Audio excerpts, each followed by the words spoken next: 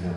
Bagaimana langkah-langkahnya, bagaimana cara melakukan itu, ya nanti sebenarnya akan dijelaskan oleh Bu Fatimah Julia yang sudah menguasai ya, ilmunya sampai kelompok ya Mbak ya Bu. Nah tentunya ini nanti bisa kita terapkan juga, baik itu di kelas, baik itu juga di sekolah. Nah Bu Fatimah nggak akan bisa melakukan sendirian tanpa kita bersama. Karena kemajuan sekolah tidak hanya ditentukan oleh 1-2 orang guru, tetapi itu ditentukan oleh kebersamaan. Jadi kita semua komponen sekolah kita ini, baik itu guru, karyawan, itu semuanya memiliki kepentingan yang penting ya, atau merupakan komponen yang penting untuk meningkatkan mutu sekolah kita. Nah, sekali lagi kita punya slogan yang namanya SPENDI. Nah, sekolah pelopor edukasi. Mari edukasinya, pembelajarannya itu kita tingkatkan dengan kita mengikuti program guru penggerak. Ya, maka itu kami dorong ini angkatan yang ke-7 ya Mbak, angkatan yang ke-7. Nanti kita sudah mendaftar angkatan yang ke-9. Ya, 8 kita nggak ada yang masuk, kemudian 9 kita sudah mendaftar kemarin, dan besok ada angkatan 10. Saya harapkan yang belum lolos di angkatan 6, 7, 8, 9 kami berharap untuk bisa mengikuti di angkatan 10. Eman-eman ya, eman-eman ilmunya luar biasa ya.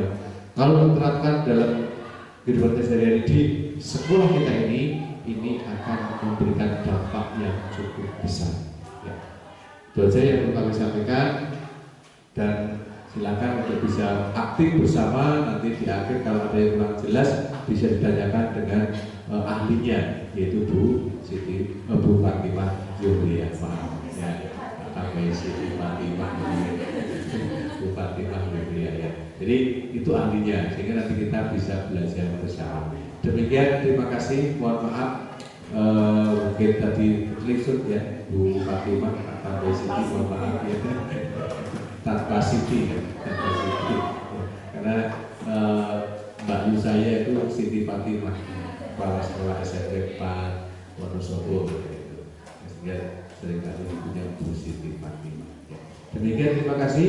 Mohon maaf atas segala kekurangan saya. Astagfirullahaladzim. Saya kiri Assalamualaikum warahmatullahi wabarakatuh.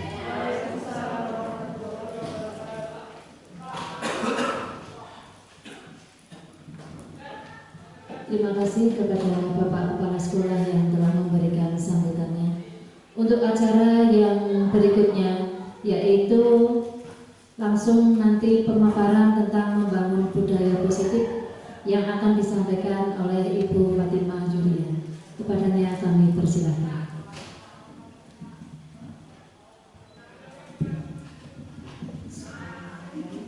Assalamualaikum warahmatullahi wabarakatuh. Bismillahirrahmanirrahim.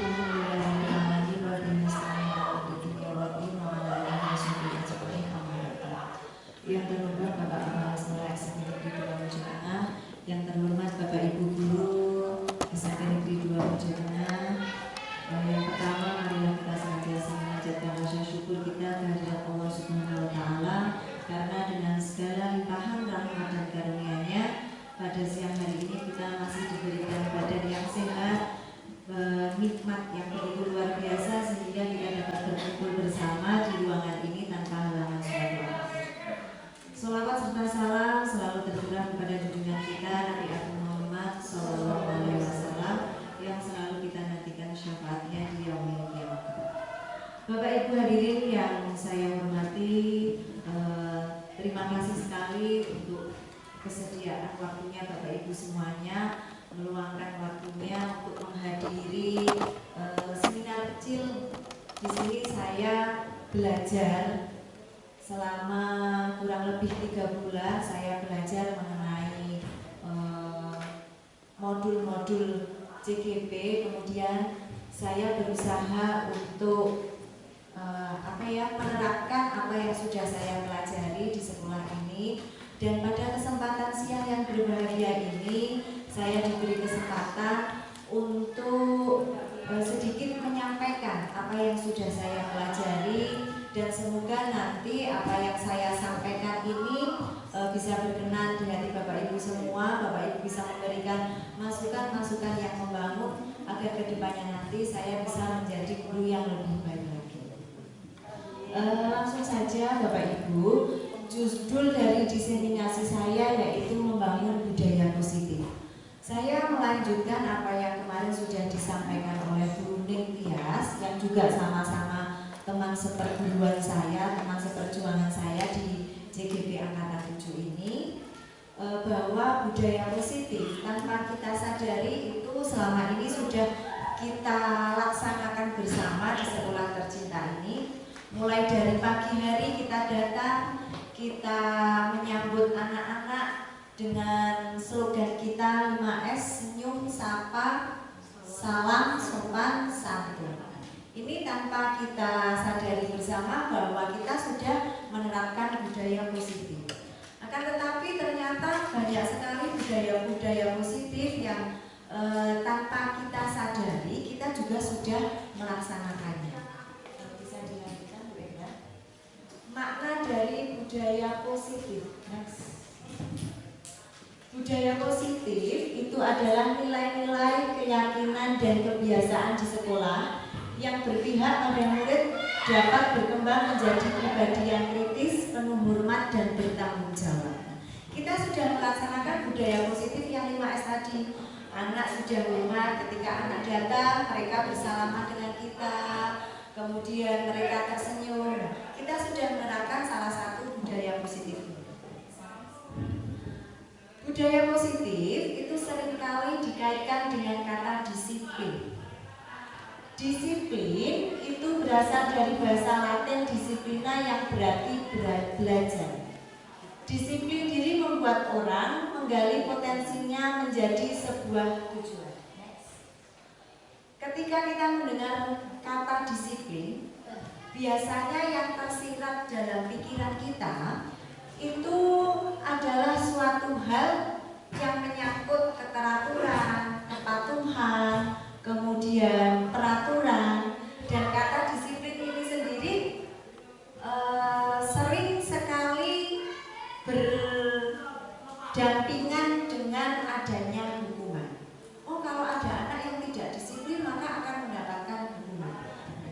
Kata hukuman dan disiplin ini seperti sudah mendarah daging di dalam pikiran kita. Diakui atau tidak diakui, karena dari mulai kita dulu awal sekolah ketika ada kata disiplin, oh hari Senin harus disiplin, yang tidak pakai topi nanti ketika upacara bendera harus berdiri di bawah tiang bendera. Nah, kata disiplin dan hukuman itu terus menerus menjadi suatu hal yang tidak bisa dipisahkan. Padahal hukuman dan disiplin itu adalah suatu hal yang berbeda. Bahkan hukuman itu kalau bisa menjadi hal yang harus kita hindari ketika kita menanamkan kedisiplinan. Lanjut Bapak Ibu, terkait dengan disiplin ini kita nanti akan ada beberapa aspek yang terkait dengan disiplin. Di antaranya adalah motivasi perilaku manusia. 3 motivasi perilaku manusia yaitu terdiri dari untuk menghindari ketidaknyamanan atau hukuman, untuk mendapatkan imbalan atau penghargaan dari orang lain, dan untuk menjadi orang yang mereka inginkan dan menghargai diri sendiri dengan nilai-nilai yang mereka percaya.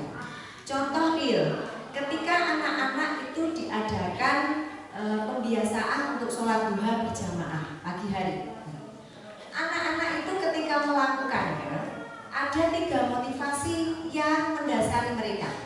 Yang pertama, ada anak yang melakukan sholat itu hanya untuk menghindari ketidaknyamanan. Wah, sudah ada bufat berdiri di sana, langsung anak itu masuk musala. Ditanya sudah buzur atau belum? Belum. Nah, berarti dia melakukan sholat itu karena untuk menghindari ketidaknyamanan, supaya dia tidak dihukum. Kemudian Kemudian yang kedua, untuk mendapatkan imbalan. Saya sering di kelas bilang ini, anak-anak untuk sholat duha dan sholat zuhur saya absen. Yang nanti absennya itu tidak penuh, maka nilai PAI-nya akan saya kurangi di akhir semester. Sehingga ada anak yang melakukan sholat itu dengan didasari karena dia ingin mendapatkan imbalan berupa iming-iming nilai.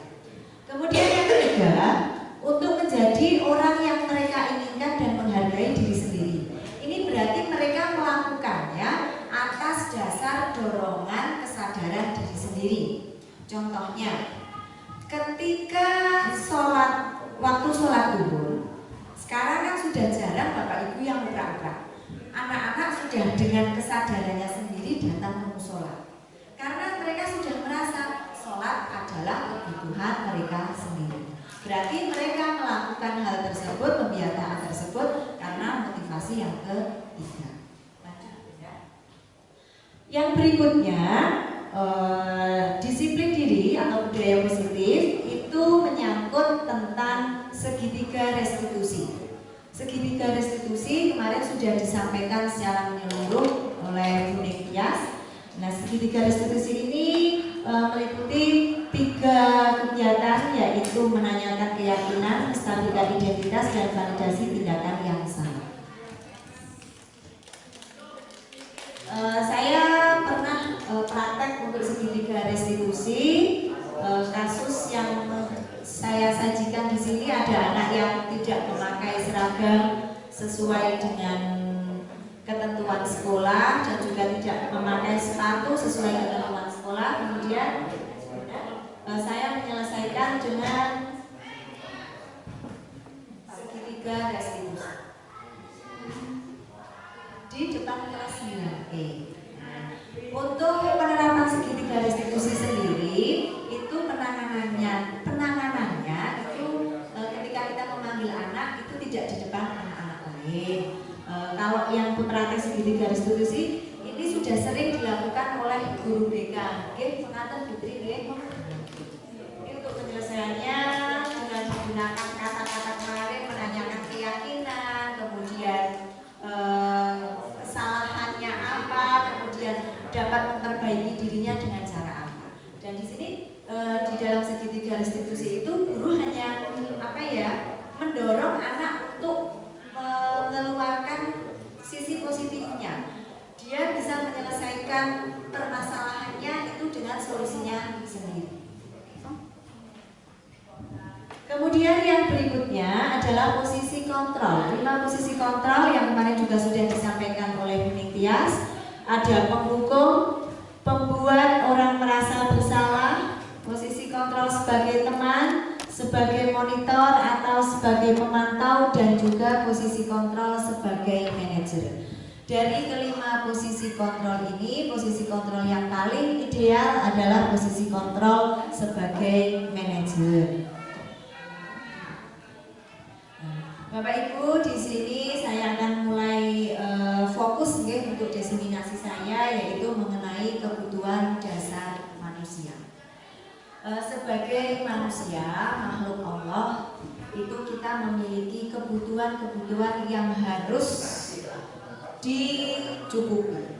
Adapun 5 kebutuhan dasar ini terdiri dari kebutuhan akan kasih sayang dan rasa diterima, kebutuhan akan kebebasan, kebutuhan akan kesenangan, akan penguasaan, dan kebutuhan bertahan. Oke, Bapak Ibu, di sini ada pertanyaan pemantik.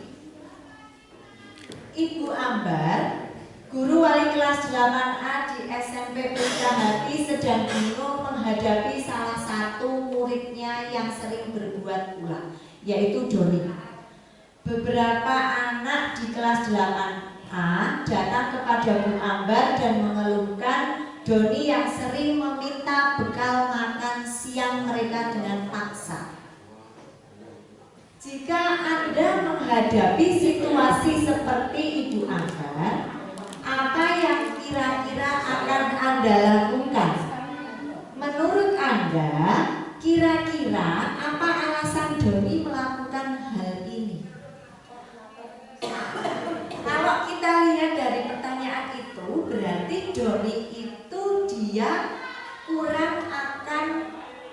kebutuhan.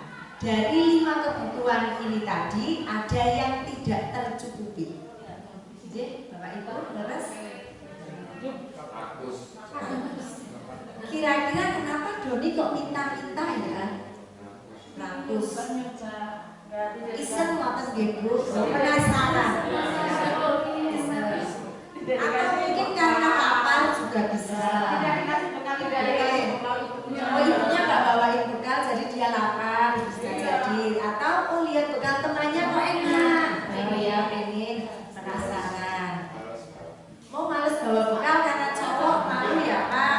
Ya, gengsi. Ibunya cuma goreng tempe tok, begini sarapannya jadinya dia mau sambung sama tempe tok malu. Oke, ini Bapak Ibu kita bahas bersama. Ini kita bahas dulu untuk kebutuhan dasar. Yang pertama kebutuhan bertahan hidup atau survival. Kebutuhan bertahan hidup adalah kebutuhan yang bersifat fisiologis untuk mempertahankan hidupnya, misalnya kesehatan, rumah, dan makanan. Kebutuhan biologis juga disebut sebagai kebutuhan survival karena kebutuhan biologis itu kan meliputi reproduksi. Seseorang itu melakukan reproduksi untuk meneruskan keturunannya, itu juga termasuk dalam bertahan hidup. Komponen psikologis pada kebutuhan ini meliputi kebutuhan akan perasaan.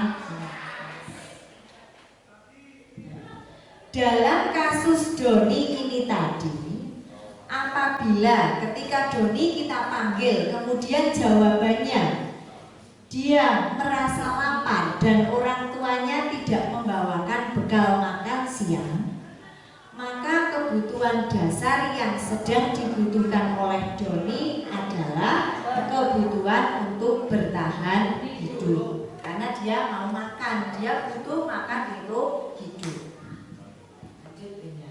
Yang kedua, kebutuhan kasih sayang dan rasa diterima. Kebutuhan ini adalah kebutuhan psikologis. Kebutuhan untuk disayangi dan diterima meliputi kebutuhan akan hubungan dan koneksi sosial untuk memberi dan menerima kasih sayang, dan kebutuhan untuk merasa menjadi bagian dari suatu kelompok. Kebutuhan ini juga meliputi keinginan untuk tetap terhubung dengan orang lain, misalnya teman, keluarga, pasangan hidup, teman kerja, binatang peliharaan, dan kelompok di mana kita bergabung. Kalau yang dilakukan Doni itu tadi jawabannya, kenapa kamu mengambil bekal makanan temanmu? Karena dia merasa senang, temannya jadi memperhatikan dia. Berarti kan dia mencari perhatian. Nah, ya caper dia. Ketika temannya melaporkan tindakannya itu pada gurunya dan gurunya memberitahu orang tuanya, sehingga orang tuanya jadi memperhatikan. Oh, Doni itu perlu perhatian. Berarti besok saya buatkan bekal sehingga Doni akan terpenuhi kebutuhan kasih sayangnya. Yang ketiga, kebutuhan pengakuan atas kemampuan. Kebutuhan ini berhubungan dengan kekuatan untuk mencapai sesuatu, menjadi kompeten, menjadi terampil, diakui atas prestasi yang diperolehnya. Anak-anak yang memiliki kebutuhan dasar ini itu biasanya ingin selalu menjadi pemimpin. Dia merasa dirinya itu bisa memimpin, bisa mengendalikan teman-temannya. Nah, kalau dalam kasus tadi Doni menjawab, dia merasa hebat kalau dia mengambil makanan temannya karena teman-temannya takut. Nah, berarti dia sedang berusaha untuk memenuhi kebutuhan dasarnya akan kekuasaan. Siapa sih yang berani menolak permintaan saya di kelas ini? Misalnya seperti itu. Jadi temannya tidak ada yang berani menolak. Tuh, lanjut. Yang keempat, kebutuhan akan pilihan, yaitu kebutuhan untuk bebas, kebutuhan akan kemandirian, otonomi, memiliki pilihan dan mampu mengendalikan arah hidup seseorang. Anak-anak dengan kebutuhan kebebasan yang tinggi menginginkan pilihan. Mereka perlu banyak bergerak, suka mencoba-coba hal baru, tidak terlalu terpengaruh dengan orang lain, dan senang mencoba hal baru dan menarik. Nah, kembali lagi ke kasus Doni tadi. Apabila dalam kasus tadi Doni menjawab, dia merasa bosan dengan bekal makanan yang dibawakan ibunya dari rumah.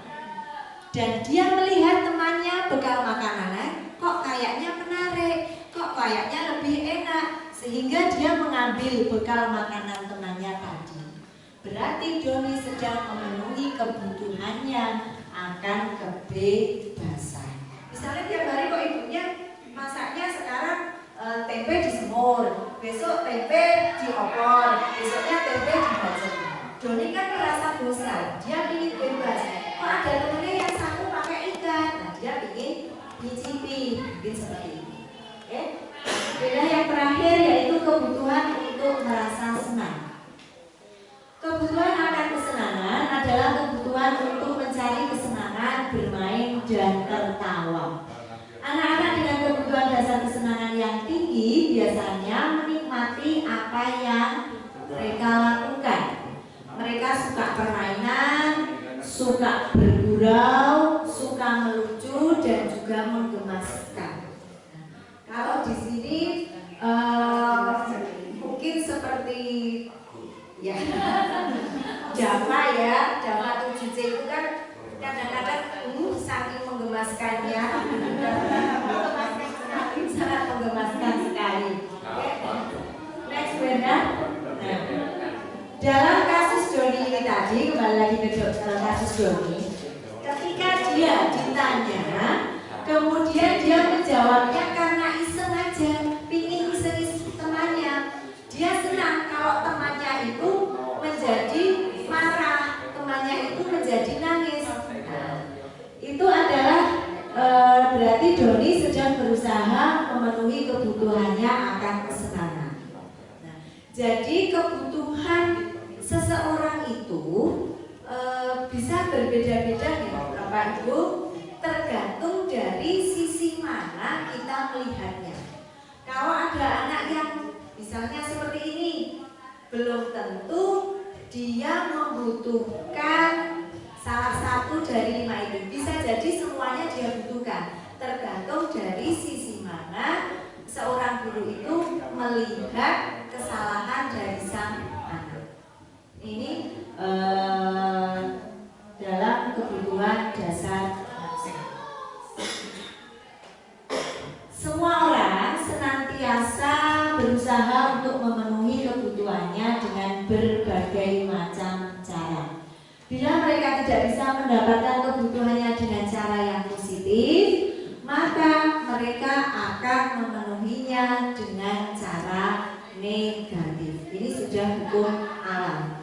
Kalau seseorang tidak bisa memenuhi kebutuhannya dengan cara yang positif, dengan cara yang baik, maka di sisi lain dia akan berusaha memenuhi kebutuhannya itu dengan cara negatif.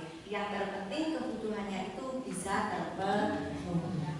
Seorang murid yang tidak berhasil secara akademik, mungkin kebutuhannya akan kekuasaan tidak terpenuhi di sekolah.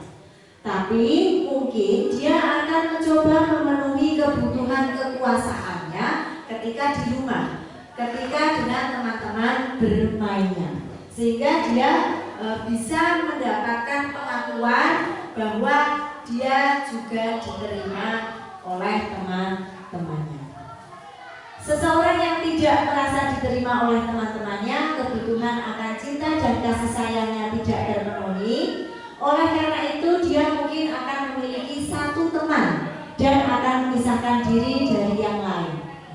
Sebagai guru, kita bisa membangun hubungan yang bisa membangun kepercayaan dan keintiman dengan anak ini. Seperti kemarin yang sudah dicontohkan oleh Pak Minto, ada kasus Erna yang dia memisahkan diri dari teman-temannya karena dia merasa malu dan juga mungkin dia tidak mendapatkan perlakuan dari teman-temannya.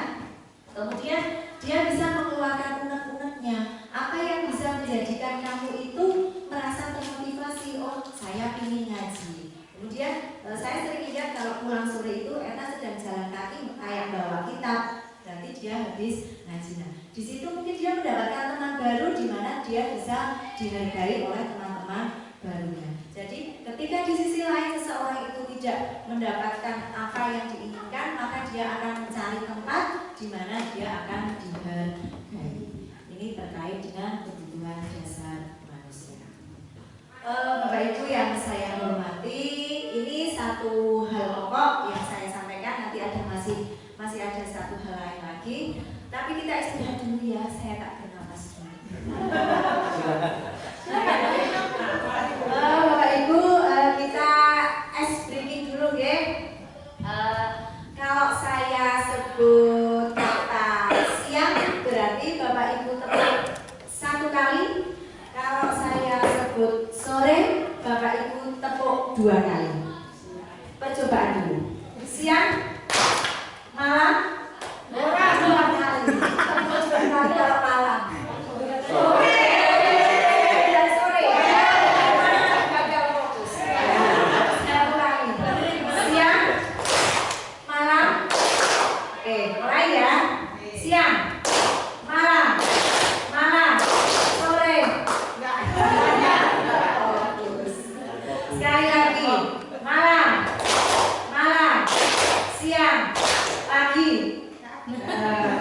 Fokus semuanya. Terima kasih tepuk tangan untuk kita semua. Oke, saya lanjutkan untuk diseminasi yang berikutnya. Masih siap untuk mendengarkan saya?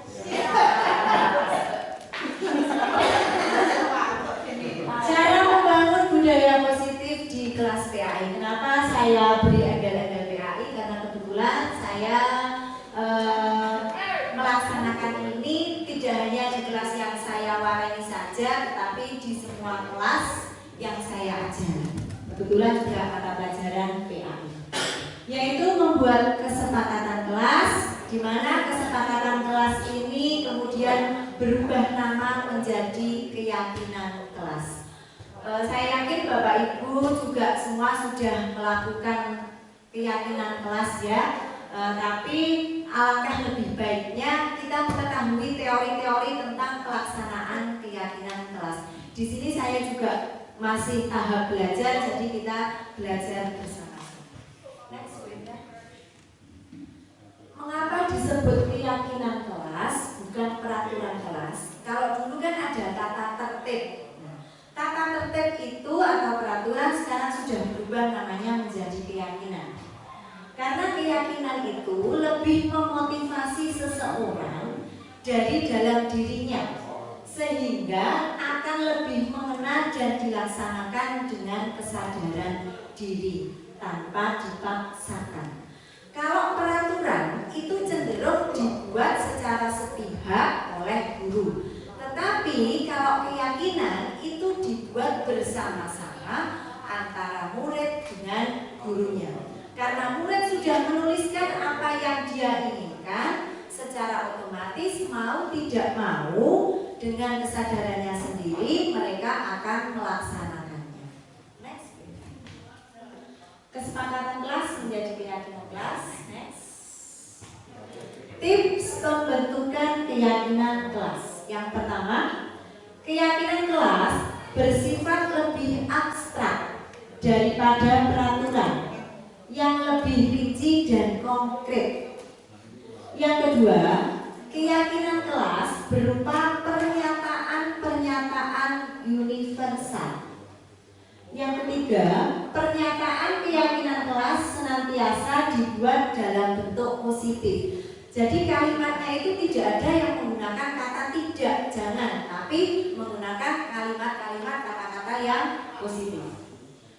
Keyakinan kelas sebaiknya sesuatu yang dapat diterapkan di lingkungan tersebut. Jadi tidak mengadopsi misalnya dari sekolah lain, tapi menggunakan apa yang sekiranya anak tersebut, anak di kelas ini bisa melakukan. Terkadang keyakinan kelas anak di 9C itu bisa berbeda dengan anak yang di 9A. Itu karena kondisi lingkungan masing-masing berbeda. Yang berikutnya, semua warga kelas hendaknya ikut berkontribusi dalam pembuatan keyakinan kelas lewat kegiatan curah pendapat. Contoh kalimat-kalimat yang bisa kita tuliskan dalam keyakinan kelas. Misalnya diawali dengan salam. Ketika Bapak Ibu masuk mengucap salam. Sebelum kegiatan dimulai agar anak sudah di dalam kelas. Apabila ada jeda istirahat ketika jam masuk kelas agar sudah siap. Mengikuti pelajaran dengan sepenuh hati. HP digunakan jika diperlukan. Datang tepat waktu. Makan ketika istirahat, tidur di rumah misalnya, karena tidak boleh tidur di sekolah kan jadinya tidur di rumah. Tidak boleh menggunakan tidak boleh tidur di kelas, itu karena kalimat negatif. Lanjut. Contoh keyakinan kelas. Ini yang keyakinan kelas 7. 7, 1 dan 5. Setiap anggota kelas perlu belajar. Setiap anggota kelas perlu senang. Nah, ini senang. Senang itu sekarang menjadi nomor 1. Senang dan merdeka. Karena kalau anak-anak sudah senang, maka otomatis nanti pembelajarannya akan menjadi efektif. Keyakinan kelas 5, selalu bersikap positif, menjadi diri terbaik, percaya dan menghormati orang lain. Nah, ini yang kelas 7 itu sudah diklasifikasikan sendiri-sendiri berdasarkan nilai-nilai kebaikan universal. Ada hormat. Contoh kalimat keyakinan kelas yang berhubungan dengan rasa hormat.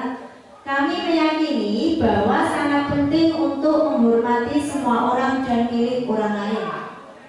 Bekerja misalnya, kami meyakini bahwa sangat penting untuk mengerjakan segala pekerjaan atau mengikuti kegiatan yang telah ditugaskan. Untuk yang diterima dan dimiliki, kami meyakini bahwa sangat penting untuk merasa diterima pada suatu kelompok dan saling peduli satu dengan yang lain. Ini contoh keyakinan kelas. Nanti ada contoh lagi next.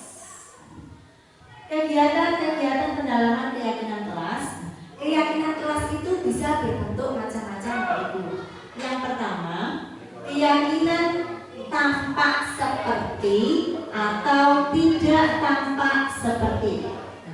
Cara atau langkah-langkah untuk pembuatan keyakinan kelas yang seperti ini, nanti kelas dibagi menjadi beberapa kelompok, kemudian diberikan kertas. Di kertas itu nanti dituliskan huruf T besar. Guru memberikan salah satu keyakinan kelas pada setiap kelompok. Nanti kalau kelompoknya banyak, nanti ada 2 kelompok dengan satu keyakinan yang sama. Misalnya hormat, kelompok 1 hormat, kelompok 5 hormat. Selanjutnya setiap kelompok diminta untuk bercurah pendapat tentang keyakinan tersebut.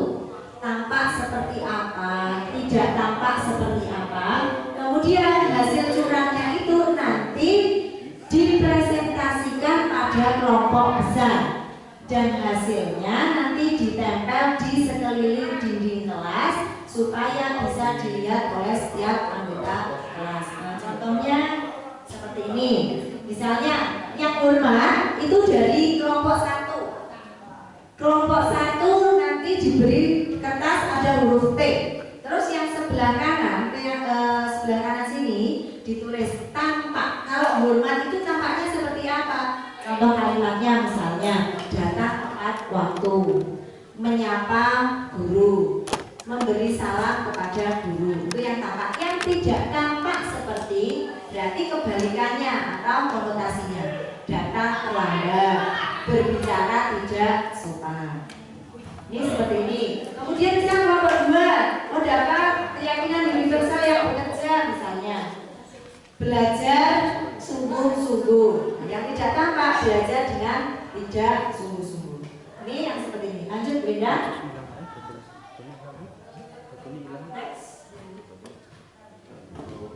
Oke, ini keyakinan kelas dengan huruf Y.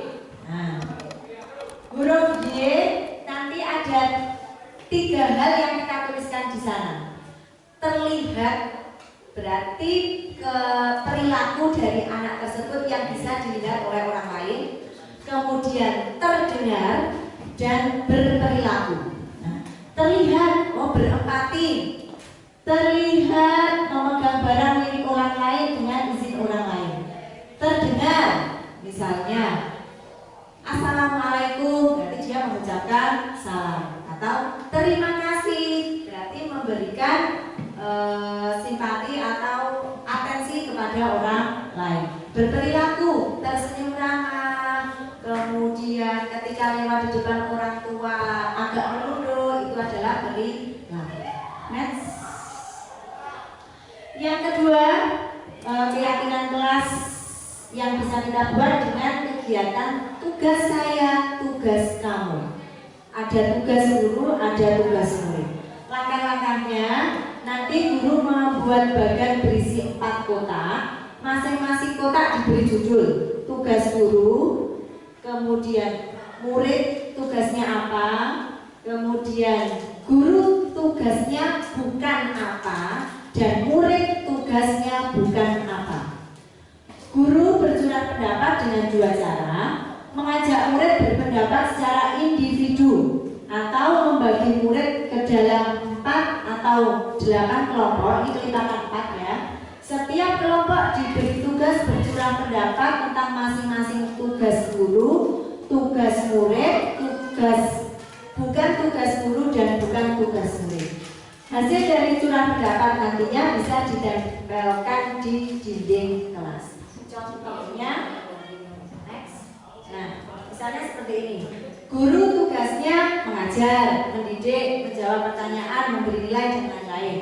Murid tugasnya belajar, mencoba, menghasilkan karya, menjalankan keyakinan kelas, mendengarkan ketika guru menjelaskan dan sebagainya. Guru tugasnya bukan menyakiti, bukan memaksa untuk belajar, bukan merapikan barang-barang. Guru tugasnya bukan mengeluh misalnya. Nah, ini yang mengisi adalah anak-anak sesuai dengan keinginan mereka. Jadi kita juga berperilaku masuk ke kelas itu sesuai dengan apa yang diinginkan oleh anak. Tetapi nanti pada ujungnya, akhirnya ada kesepakatan antara guru dengan murid. Jadi tidak semua yang ditulis anak itu harus kita lakukan. Harus kita pilih-pilih dulu. Misalnya ada yang ditulis anak tidak sesuai dengan yang menjadi norma-norma. Misalnya, Bu boleh makan di kelas. Misalnya di sini murid tugasnya makan di kelas, itu kan tidak sesuai dengan norma-norma ya, maka nanti boleh di skip seperti itu. Nah, dalam pelaksanaannya, apakah selama ini ada murid yang melanggar kesepakatan atau keyakinan kelas? Jelas ada, banyak. Salah satunya misalnya sering terlambat. Jika hal ini tidak segera ditangani, maka akan berdampak salah satunya pada keterlambatan pengumpulan tugas atau bisa mempengaruhi teman yang lain. Nah, cara penyelesaiannya bagaimana? Bisa kita kembalikan lagi dengan menerapkan segitiga restitusi yang kemarin sudah disampaikan oleh Budi. Oke, lanjut. Harapannya, kenapa kita melaksanakan keyakinan kelas atau kesepakatan kelas ini? Harapan kita dengan kesepakatan kelas itu akan membentuk keyakinan kelas dan akhirnya lambat laun akan membentuk budaya positif di sekolah. ketika ada anak yang melanggar, kita kembalikan lagi keyakinan kelas kita apa. Coba kamu ingat-ingat, nanti anak akan tersadar dengan sendirinya. Kemudian Bapak Ibu yang akan saya tambahkan di sini, keyakinan kelas ini biasanya kan kita lakukan di awal semester, tapi ini juga bisa kita lakukan di setiap awal tatap muka. Tidak perlu banyak-banyak. Misalnya hari ini kita mau diskusi. Anak-anak, biar nanti diskusinya itu efektif, kira-kira keyakinan kelas yang akan kita lakukan apa ya? Nah, kita bisa menyanyikan dulu ke anak-anak. Biar nanti diskusinya berjalan dengan lancar, biar pada waktu akhirnya kalian selesai semua bareng-bareng. Kira-kira apa? Nanti kan anak akan menjawab sendiri. Semua anggota kelompok itu mikir, Bu. Ya, bisa kita tulis semua anak kompak mengerjakan misalnya. Terus nanti ketika presentasi gimana? Biar tidak ramai, biar kalian merasa dihargai. Kalau ada temannya yang sedang presentasi, yang lain mendengarkan, kita bisa tulis, kita bisa dapat 2 poin. Dan itu nanti ketika pelaksanaannya, anak akan menyadari sendiri. Dan kalau ada anak yang berbuat di luar kesepakatan kelas itu, nanti malah justru temannya yang akan mengingatkan. Itu yang sudah saya praktekkan Bapak itu demikian. Misalnya di 7C yang sering sekali tidak kondusif, Dava itu yang sering sekali membuat benar. Nanti kalau ketika diskusi kok Dava tidak mau ikut mengerjakan, nanti teman-temannya, wah Dava orang belum garap, orang usah ditulis sebenarnya. Bisa seperti itu. Nanti mau tidak mau anak tersebut akan ikut bekerja sama dalam kelompok. Ini aksi nyata yang sudah pernah saya lakukan, yaitu pembentukan keyakinan kelas. Salah satunya di kelas 9E, anak saya bagikan dengan kertas warna-warni itu. Kemudian saya suruh untuk menulis yang kamu inginkan apa dan yang tidak kamu inginkan apa. Kemudian saya suruh untuk menempelkan. Kemudian ada lagi yang di kelas 9D juga sama. Kemudian ini yang paling akhir, anak-anak saya suruh untuk mengklasifikasikan sesuai dengan kesepakatannya. Misalnya yang rasa hormat, berbicara sopan. Misalnya nanti deretannya kertas kuningnya itu dari deret sini ke sini sama tentang hormat. Kemudian misalnya menghargai orang lain atau tidak membuli, itu nanti juga sama seperti ini. Nah Bapak Ibu nanti bisa menerapkan keyakinan kelas ini di kelas Bapak Ibu masing-masing. Harapannya nanti anak-anak bisa menyadari sendiri apa yang harus dia lakukan dan apa yang seharusnya tidak dilakukan. Terima kasih Bapak Ibu, ini yang bisa saya sampaikan. Kurang lebihnya saya mohon maaf. Terima kasih untuk kesediaannya meskipun sambil mengantuk-ngantuk. Terima kasih sudah memberikan waktu kepada saya. Kurang lebihnya saya mohon maaf. Saya akhiri. Assalamualaikum warahmatullahi wabarakatuh.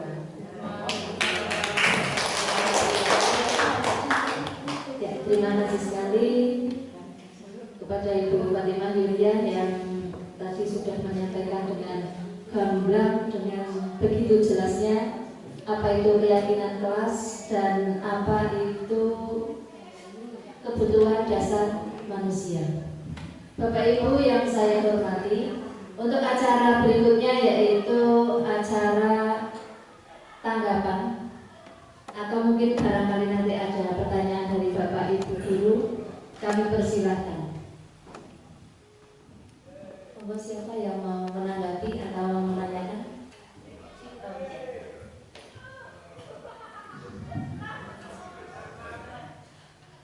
Assalamualaikum warahmatullahi wabarakatuh. Ya, saya beri apresiasi buat nah, contoh-contoh yang baik seperti inilah yang tentunya bisa kita terapkan. Ya. Jadi sebenarnya mungkin Bapak Ibu sudah menerapkan budaya positif itu. Tadi Bu Fat menyampaikan di situ tentang membentuk atau membuat keyakinan kelas ya, keyakinan kelas. Nah itu untuk mapel PAI.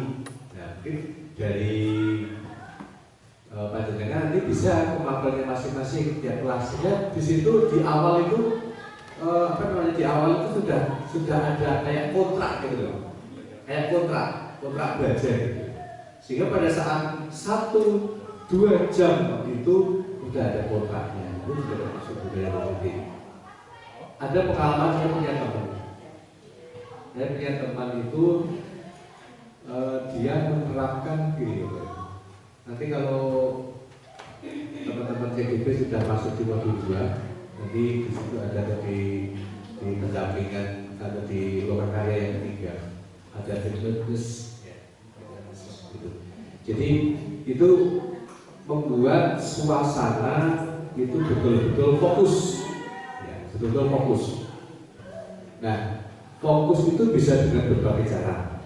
Kemudian teman saya itu menerapkan setiap hari di kelas itu ada satu harapan yang akan dicapai saat pembelajaran gitu. Jadi anak itu menuliskan satu harapan. Harapannya apa? Jadi setelah nanti guru menyampaikan tujuan belajar seperti ini, materi ini, maka nanti diberi waktu 2-3 menit anak untuk menuliskan harapannya. Nah, itu ditulis bisa di kertas post-it, bisa mungkin di buku yang ada di mana. Nah, kemudian itu ditempelkan bisa atau di bungkus sendiri bisa. Nanti di akhir itu akan ditanyakan. Gitu. Jadi harapannya apa? Misalkan kalau misalnya bonek, harapan saya setelah baca ini saya bisa buat satu kalimat yang past tense. Itu aja. Itu anak dari itu. Nanti pertemuan berikutnya lagi 2 kalimat mungkin, pertemuan berikutnya lagi apa lagi gitu. Jadi sesuaikan dengan materinya. Itu satu harapan. Sehingga teman saya beri nama 1 hari 1 harapan, disingkat dengan sarapan. Ya, sarapan 1 hari 1 harapan. Nah ini ternyata baru beberapa pertemuan itu termotivasi anak-anak itu. Ya, dia benar-benar termotivasi ini. Kemudian ini efeknya juga pada prestasinya diharapkan nanti akan lebih meningkat. Saya masih menunggu ini hasilnya seperti apa, gitu ya, seperti apa. Nah, ini contoh-contoh kecil sebenarnya ini kan kecil loh, gitu. Yang bisa sebenarnya kalau kita lakukan itu bagus sekali, gitu. Contoh tadi saya bilang Bu Pak tadi itu juga contoh kecil tapi itu bisa berefek luar biasa gitu. Karena seringkali kita dibuka dengan karakter anak, apalagi setelah pandemi pada dulu. Nah, dengan cara-cara seperti ini, itu kita bisa untuk mengubah karakter itu. Nah, ini. Nah, mungkin yang mungkin sedikit Mbak saya perlu penjelasan lagi. Tadi ada tata tertib, ada kesepakatan, ada keyakinan. Ya. 3 hal itu yang mungkin kadang kita itu masih bingung sih sekitar perfekti kesepakatan ini. Nek Bapak Ibu di awal saya lihat sudah membuat kesepakatan semua, terutama panitia itu buat kesepakatan dengan anak-anak. Nah, kita mau seperti apa sehingga masalah kesepakatan itu berarti tata tertib. Ya, tapi tata tertib yang lebih familiar. Kalau tadi tata tertib disampaikan oleh Bu Puan itu tentang itu yang membuat guru sekolah yang membuat oke tanpa melihat kondisi anak gitu aja. Tapi kesepakatan ya itu berarti kondisi dengan anak. Nah, tapi ada lagi keyakinan. Nah, ini mungkin mohon penjelasan tentang Mbak. Ya, jadi antara tata tertib, kesepakatan dan keyakinan ini biar saya ya. Terima kasih Pak Bapak. Belajar terima kasih Assalamualaikum warahmatullahi wabarakatuh. Terima kasih Pak Tito untuk pertanyaannya. Di sini saya mencoba nih Pak, belum tentu benar. Seperti tadi yang saya sampaikan untuk tata tertib atau aturan itu cenderung yang membuat adalah guru. Kemudian apa bedanya antara kesepakatan dengan keyakinan? Kesepakatan itu adalah hasil curah pendapat antara murid dengan guru yang pada akhirnya setelah diyakini, setelah disepakati bersama, itu membentuk sebuah keyakinan. Itu dari yang saya pahami, yang saya pelajari seperti itu. Berawal dari kesepakatan dulu. Kamu maunya apa?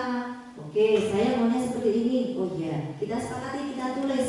Dari kesepakatan itu ditulis, kemudian ditempelkan di kelas, ditandatangani bersama. Ada kalau kita mungkin sebuah fakta integritas seperti itu, ketika sudah ditempelkan itu ada tanda tangannya, itu menjadi keyakinan.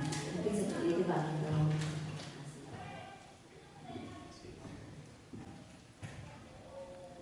Terima kasih untuk penjelasannya dari Bu Fathia. Bapak Ibu mungkin sudah lebih paham sekali tadi perbedaan antara tata tertib, kesepakatan dan keyakinan. Mungkin masih ada yang mau menanggapi atau mungkin mau berbeza.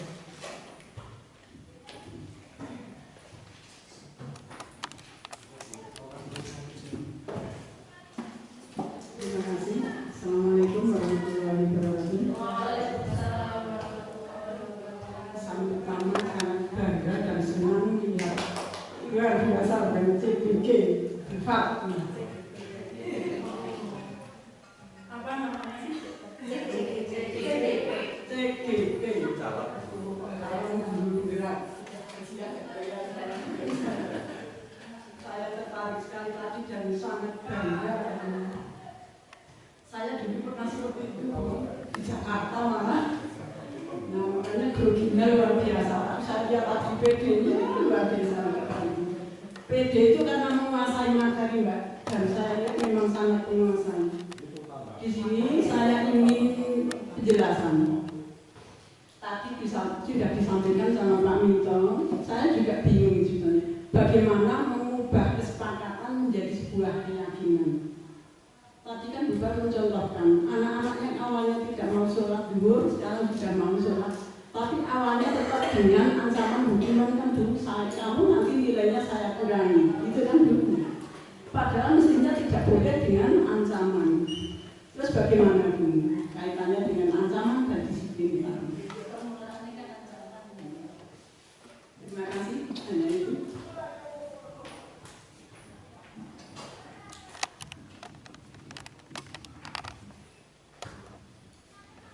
Terima kasih Bu Esti untuk pertanyaan yang sangat luar biasa. Monggo ke Bu Fatimah bisa langsung menjawab. Terima kasih kepada Bu Estu untuk apresiasi dan pertanyaannya. Di sini saya juga menjawab itu untuk menjadikan sebuah hukuman itu menjadi keyakinan, kemudian penerapan disiplin yang tadinya berasal dari ancaman-ancaman, kemudian dia bisa menjalankan dengan sepenuh hati. Di sini awalnya saya mencoba menerapkan untuk sholat duha itu sendiri. Itu kan di awal itu memang menjadi program. Ketika saya mensosialisasikan kepada contohnya misalnya anak-anak baru kelas 7, kan mereka dulu belum pernah nah, saya menyampaikan di awal ada ke program kita yaitu sholat duha. Silakan anak-anak kalian melaksanakan sholat duha. Apabila absensi kalian penuh di sholat duha itu nanti selama 1 semester saya akumulasikan. Kalau yang absennya penuh maka nilai PAI-nya akan saya beri nilai plus. Itu iming-iming saya. Nah, bagi yang tidak penuh berarti ya nilai PAI-nya nanti apa adanya, tidak bisa tambahi seperti itu. Nah, berkaitan dengan hukuman, ini tadi terkait dengan motivasi diri. Kan motivasi diri ada 3. Karena dia untuk menghindari ketidaknyamanan, kemudian untuk mendapatkan penghargaan, dan yang ketiga karena keyakinan dirinya. Ketika pagi hari kita berdiri di depan, kemudian kita mengatakan, ayo anak-anak, ini jadwal sholatnya kelas 7 misalnya. Nah, anak-anak itu ada yang langsung masuk ke musola itu karena satu, dia takut lihat saya, oh daripada aku diparani bukan tekan duhur. Nah, ada yang takut nanti dijiliti Pak Guru misalnya seperti itu. Ada lagi yang kedua, oh aku tak sholat duha, dan besok disediain api. Tapi ada juga anak yang sudah merasa, oh ranono bufat ngadeg nang kono pun aku tak tetap sholat, karena ketika saya sholat saya merasa tenang. Seperti itu. Jadi bagaimana anak bisa menjadikan keyakinan itu suatu hal yang mengenal pada dirinya? Ya harus dari pendisiplinan, berawal dari keterpaksaan. Ini saya jadi ingat Bu, ketika saya tes wawancara untuk CPG ini, saya CPG ya, saya kan ditanya ada program apa yang Ibu lakukan di sekolah. Saya menjawab, itu Pak ada program sholat zuhur berjamaah dan sholat duha berjamaah. Kemudian ada absensinya. Saya kaget, loh kok sholat di absen? Memangnya kalau nggak di absen kenapa? Kalau nggak absen banyak yang nggak sholat. Ya, saya mencoba menjelaskan, jawaban saya seperti ini.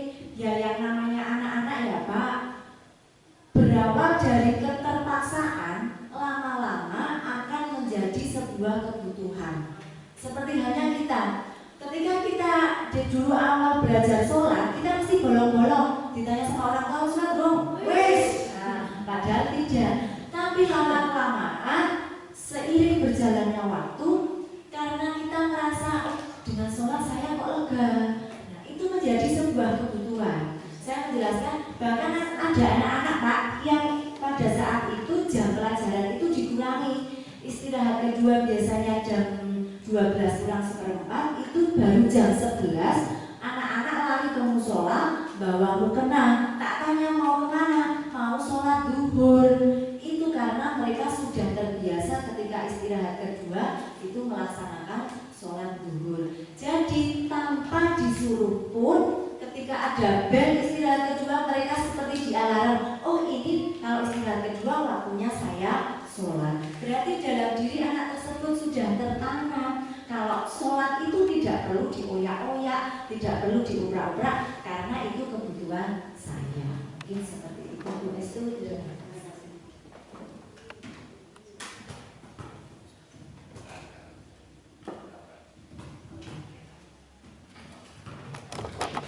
nggak bisa deh, kalau kita ngerti. Ya, Ibu Bapak yang hormati, keberhasilan satu program itu tidak harus melibatkan semua. Jadi misalkan program sholat zuhur berjamaah yang tadinya tidak ada, kemudian kok ada, walaupun belum keseluruhan, itu sudah berhasil. Jadi keberhasilan itu harus semuanya sholat zuhur berjamaah semua. Tetapi itu sudah ada, apa yang disampaikan tadi Bu tadi, kalau itu sudah terjadi ada motivasi diri, tidak perlu diuyak-uyak, itu sudah berhasil. Iya, meski hanya beberapa, karena tadinya nggak ada, ya. Yang tadinya nggak ada. Nah, kalau ini misalkan ini ya rutinnya misalkan merasa uyak-uyak dari ini, kok dihitung jalan uyak misalkan kok itu sudah katakan ada anak 20, itu mungkin 20. Program yang meningkatkan sholat zuhur bersamaan berarti harus lebih dari 20. Kalau katakan sudah 25 yang rutin tanpa dengar ya, itu kan juga sudah berhasil. Jadi seperti itu. Ya. Jadi tingkat keberhasilan itu tentunya kan ada persentase juga. Gitu. Tapi keberhasilan itu sudah berhasil, dikatakan sudah berhasil. Demikian juga misalkan Bapak Ibu menerapkan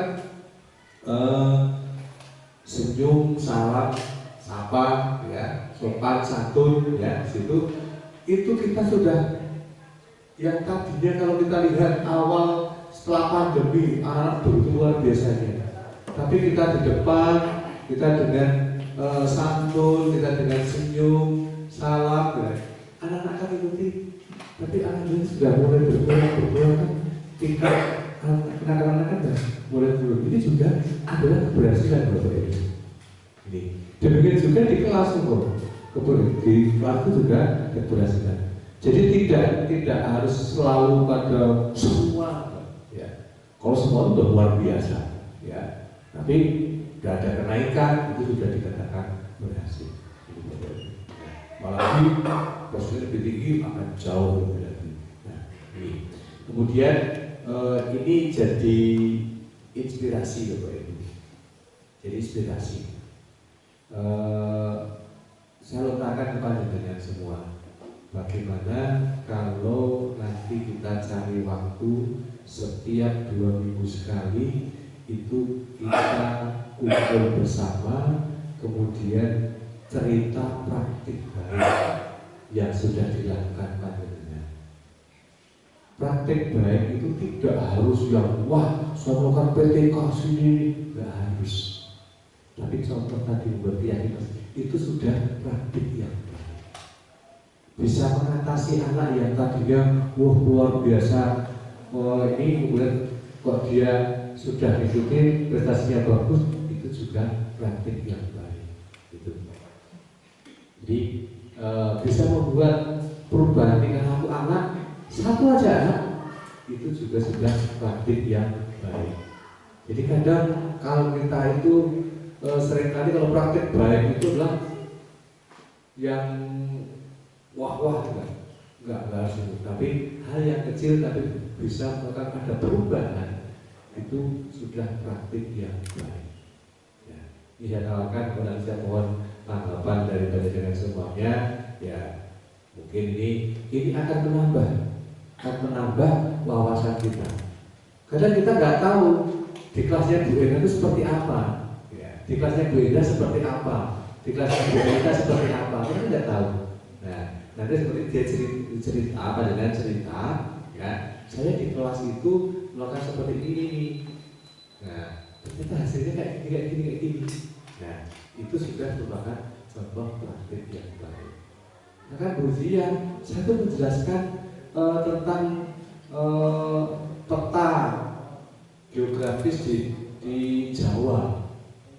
Biasanya saya tuh menggunakan pokoknya untuk belajar saja gitu. Ini saya jelaskan itu. Tapi saya beri tugas anak tak suruh buat tugas itu dari buat peta tentang Jawa dari koran bekas misalkan, udah anak untuk mengambil sendiri. Ternyata anak akan hafal dengan kota-kota yang dia buat sendiri. Itu sudah praktik yang baik. Ya, contoh-contoh seperti itu ya. Jadi kami berharap nanti ini biar kita itu belajarnya juga terus. Karena kalau kita nggak terus belajar, sebenarnya kita akan ketinggalan. Anak-anak kita jauh lebih pintar dari kita. Ya. Coba jangan misalkan membuat ini tuh diberi tugas kayak di Ruas itu kemarin silakan tugasnya ke Bako TP, buat TP kasih TV terlalu silakan untuk dibuat video terus diupload di YouTube-nya masing-masing, saya beri link aja itu sudah. Dan anak pintar-pintar juga itu kayak presenter TV saja gitu. Nah ini yang tidak kita sadari. Sebenarnya kita sendiri membuat video saja nggak bisa. Anak bisa, ya kan? Ini contoh-contoh kecil yang selama ini kita menganggap anak itu nggak bisa, tapi nyatanya bisa. Nah, ini mari kita manfaatkan teknologi karena teknologi HP ini seperti sebilah mata pisau. Di satu sisi itu bisa membunuh, ya, karakter anak. Di satu sisi ini akan bisa meningkatkan. Ya, akan meningkatkan. Tinggal kita bagaimana membawa pisau sendiri. Ya, jadi seperti Bapak Ibu. Jadi bahwa ini saya kalau misalkan mau adakan, yuk kita sepakati bersama kapan nanti Buyan selaku standar PTK bisa menjadwalkan kapan dan kemudian siap dengan siap. Kita awal dulu dari refleksi. Sesudah mereka refleksi dari panjenengan selama 3 minggu, sudah saya buat satu file cuma belum saya kirimkan. Dan dari situ kita akan melihat masing-masing refleksi dengan minggu pertama saya ini, minggu kedua kurangnya ini, kalau sudah tertutup begini, minggu ketiga dan sebagainya. Nanti dengan bisa menganalisis gitu ya. Gitu. Saya kira itu yang saya sampaikan. Terima kasih. Assalamualaikum warahmatullahi wabarakatuh.